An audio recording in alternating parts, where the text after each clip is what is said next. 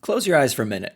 This is a really weird way to start a YouTube video, but just play along with me. Close your eyes and imagine yourself in a world where you invent one of the most popular video game characters of all time. Probably the most popular character of all time. And you have this amazing franchise, these awesome games, and people love them. They buy them by the millions. They buy consoles for them. They have statues. They have figures. They have t-shirts. They've got jeans. They got posters, wall art, desktop backgrounds. And you make a game celebrating the anniversary of this special character, and then you decide to just take it away. You decide to lock it down and say it's going to be no longer available and people shouldn't be able to buy it. What's going on, everybody? It's Zach from SwitchForce, and even though that sounds like a very weird world, that's the world that Nintendo, they're a part of. They've put themselves in, and they have doubled down on today. Pause the video. Pause. Can we just talk for a minute about the 2.8 thousand people that liked this? What? There are 2,800 people that support this crazy decision? I mean, I guess you just like anything Nintendo puts out. I mean, you're like, ooh, I like that little Goomba. He's biting Luigi's foot. Peach looking sassy sitting down on the 35th like that. Bowser looking beastie. But you like this? 2,800 people? Are you crazy? And they have doubled down on today because they delete their top games and they don't care. This is such a strange situation, and it's no surprise because Nintendo has behaved this way for a while, but when I saw this post, I thought, oh, maybe it's letting us know that they're going to change their tune, that they've read the room, that they've heard from the community, that they've decided to kind of update maybe their plans. I have been giving Nintendo a lot of credit lately for evolving, okay? You know, I'm kind of always in the weird corner where I like to believe in the best from Nintendo. I like to look at things from the bright side of Nintendo. When I saw those new Pokemon games, I was like, dude, Pokemon is doing the most. They're honoring the past. They're forging forward towards the future. So I wasn't going to get bogged down by a graphical choice here or maybe a little performance issue that can definitely be cleaned up by launch there. I was going to focus on Nintendo doing awesome stuff. Their last Direct, hey, it's been 530 days. They put together a big presentation. Everybody is having a horrible time with this pandemic, and here's Nintendo still delivering a stellar and very solid first half lineup. I gotta give them props. But please be clear, I will call out Nintendo, and I will talk about things that they do that I find not great. Let me know in the comments down below how you feel about this issue, because I think it's just a weird one. We're in an era where people are already concerned about their media, physical versus digital. I mean, I don't know how many of you are following this NFT thing, non-fungible tokens, which is like the weird world of like, hey, having something limited edition, very unique, but it's just in the computer. It just exists with zeros and ones in the code of it all, and you know, blockchain and all that. We don't need to go into the details of Gary Vee and NBA Top Shot and sports cards and art, but people are already having, you know, this kind of philosophical debate on what is media anymore, because you can't just have your DVD, you can't just have your cartridge. In some cases, the game just goes away, and a lot of times it's really sad when a server shuts down, right? When a game is no longer able to pay for the support to keep it running. We have big moments where it's like, man, that's a bummer. I had fun with that when I was a little younger. Man, I had fun with that last year. Some games don't last very long at all. Pour one out for Anthem, and please pour out a glass of water because I'm a healthy boy. But Nintendo's over here just doing the thing themselves. They reaffirmed that Mario 35th anniversary is an anniversary that you'll get to experience for a few months. They confirmed today via their official Japanese Twitter account that Super Mario 3D All-Stars is going goodbye on March 31st. And the Game & Watch and Mario Bros. 35. And in an era where we are trying to decide how to preserve things that we hold near and dear to our hearts, Nintendo, they operate on their own weird paradigm.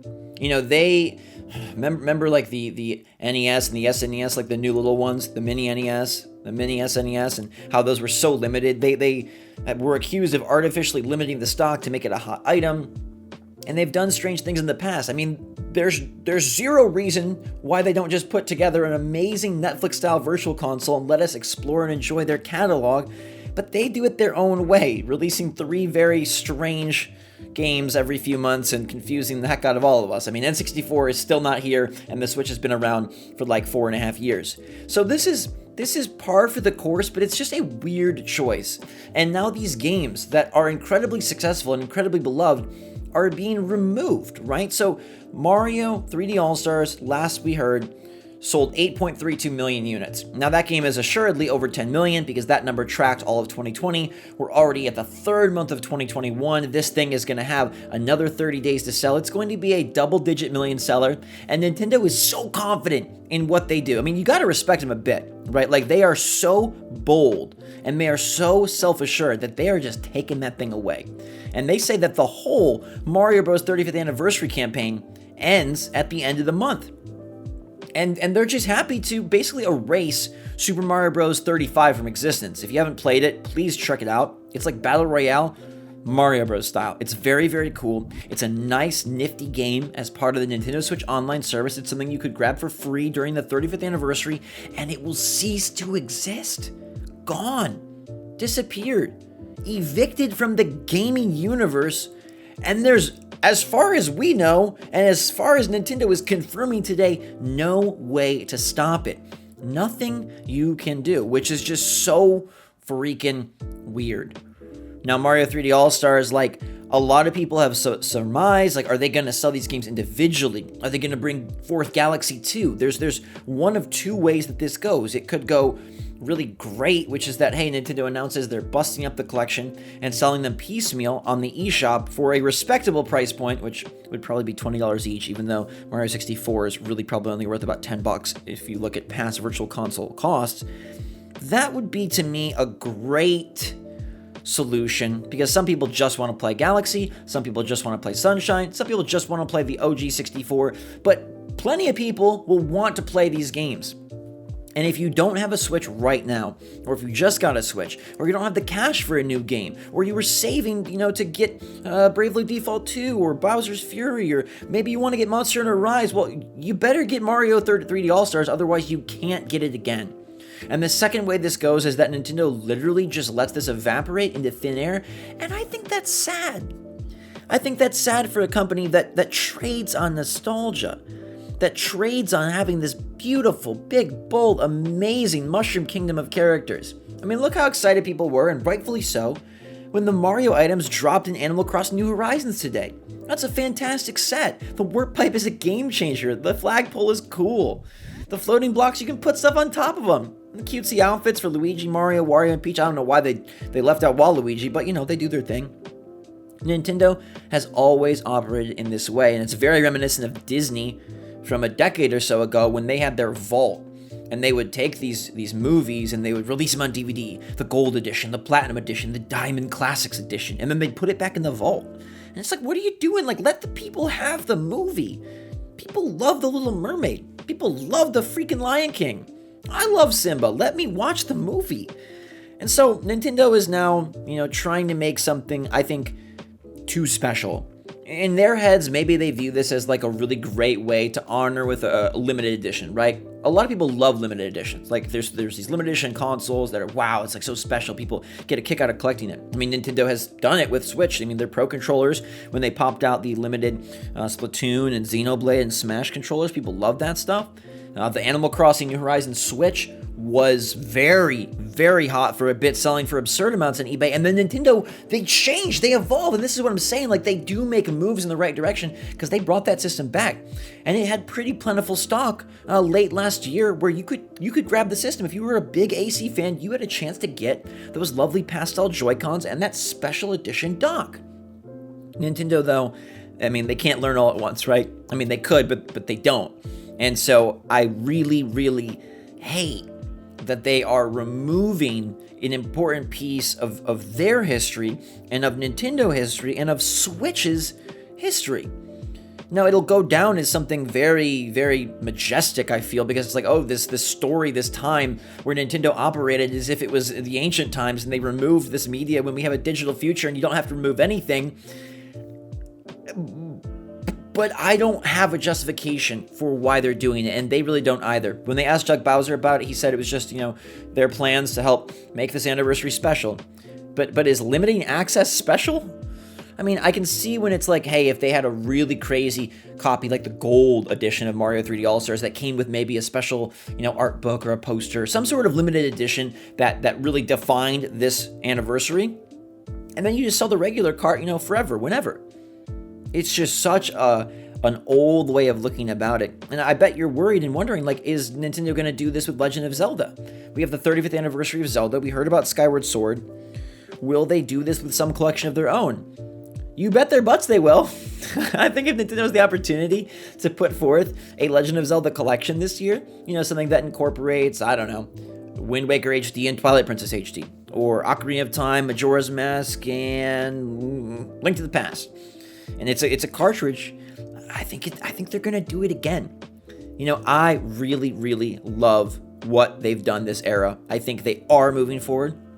I'm really excited about this supposed Nintendo Switch Online upgrade coming in April. And look, maybe they do us totally right.